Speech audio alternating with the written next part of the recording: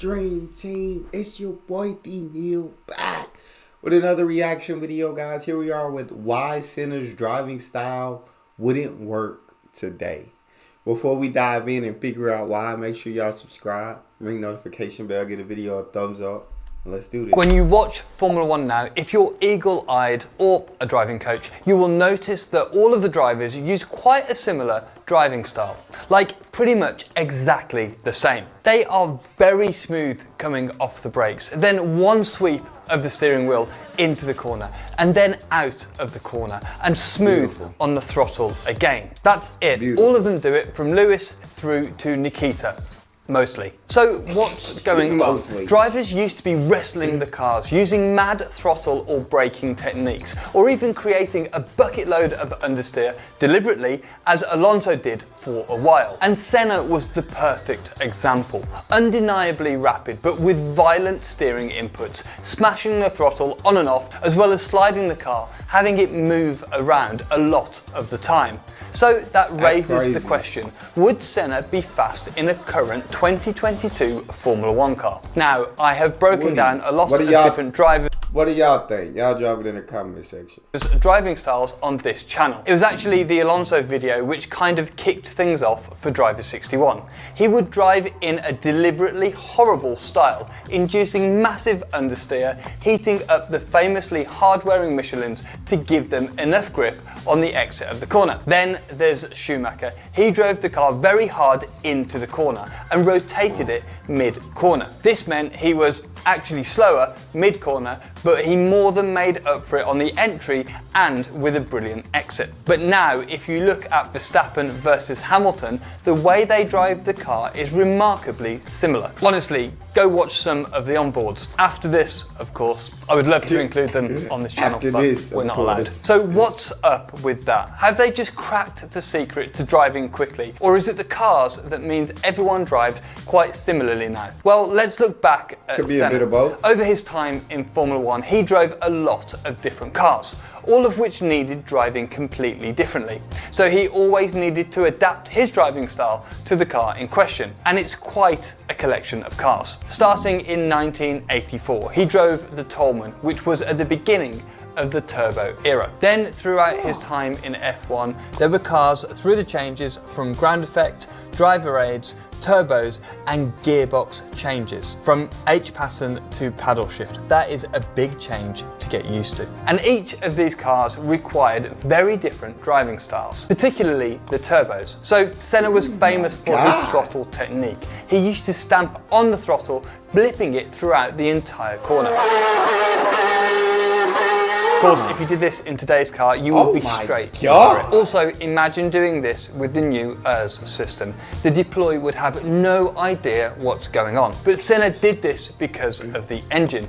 The majority of the car's power was only available when the turbo was spooled up, a bit like an Escort Cosworth or something with lots of turbo lag. So Senna was just using this weird throttle technique to keep the boost pressure up, so that when he did get on the throttle properly coming out of the corner, his turbo was producing more boost than the competitors. Very clever that, and it must have been incredibly hard to do, but of course. It's so lit how like these drivers figure out these different techniques and different styles and just figure out these little things to give them the edge over their opponents, and like, it's so dope. He was Ayrton Senna. But one of the main differences between then and now is grip. The cars had a lot of power and comparatively less grip. Really, you have to think about this as a ratio. It's like the difference between a supercar and a Formula 3 car or something like that. What I mean is that in a car with less power compared to grip, you drive a rounded arc through the corner. This is so you can keep the minimum corner speed as high as possible and use all of that grip. But if you're in something with more power compared to the grip, a supercar is actually a great example of this. Loads of power, but still uses road tyres and doesn't tend to have too much aero. You will take less of a smooth arc through the corner and more of a V shape. This means you can get the car in a straight line as soon as possible, and this helps you get on the power and exit the corner faster. But what you see from Senna and Schumacher and a load of drivers from back then was them driving the car into the corner hard, rotating it with a brute force kind of approach, then getting on the power as soon as possible. Now, I'm not comparing a modern supercar to an older F1 car, but the power to grip ratio is certainly closer in the older F1 cars to a supercar than it is to today's F1 cars. Then there is the suspension. Back in the 80s and 90s, the cars were incredibly rigid to get the floor as consistent with the ground as possible, meaning that the airflow under the floor was more consistent and you could get more downforce. But this rock-solid suspension setup didn't make the cars very compliant, so that meant they were pretty lively on the track, and especially so when balancing over curbs or uneven tracks. Then there were the tyres. Now, we have done a video on all the ways that tyres have changed in Formula 1, but in short, race tyres back then were harder and so offered less grip. It also meant that the drivers didn't have to tiptoe on them, so driving the car in hard, rotating it mid-corner and having oversteer on the exit didn't hurt the tyres quite so much. And of course, if you did this in today's cars, you could say goodbye to a set of softs in about 3 laps. But all of this ragged driving made Formula 1 look absolutely awesome, like they're right on the edge. A lot of what was so impressive in Senna's qualifying laps was how active he was, driving right on the limit of grip, right to the limits of the track. And yes, drivers are going a lot faster now, but it just doesn't look like it. I've been lucky enough to drive it. I was about to say, that sounds lit, but it sounds a lot more dangerous than what drivers today. It seems a lot more safe than what he talking about. Fair few 80s and 90s F1 cars. They're incredible fun. They feel pure, ragged, and like you're always quite close to having a big crash. You are naturally more aggressive on the steering as the cars are less well refined. It's basically a bit more difficult to drive them. But generally the fastest way to get around the circuit is to have the car rotated quite quickly in the middle of the corner. However, if you drive with this more aggressive style in a modern car, it simply wouldn't like it and you'd be pretty slow. The latest F1 car that I've driven is a 2012. I'm still waiting for the call from Mercedes. And the development, the refinement is really obvious.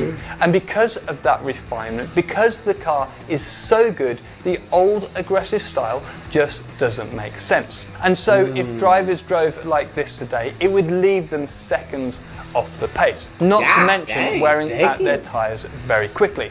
So why do they all adopt this same style? Well, in terms of steering, braking and acceleration inputs, they all need to do the same thing because of the cars. The suspension is so sorted. The cars are so finely tuned that they are stable for the aero platform, whilst also being able to deal with the curbs and the undulations in the circuit. The balance the cars have now is honestly remarkable. This means that the load through each tyre is really balanced. The aero works best as the ride height is really stable, and bumps on the circuit don't do a whole lot to upset the car. And as grip has increased more than power has, it means that driving a smoother arc through the corner is quicker. So rather than being off the corner, the drivers take a racing line closer to what you would draw with a compass. We call this the geometric line. And this all means that the drivers are... See, to me, the red line seems like it'd be a faster line.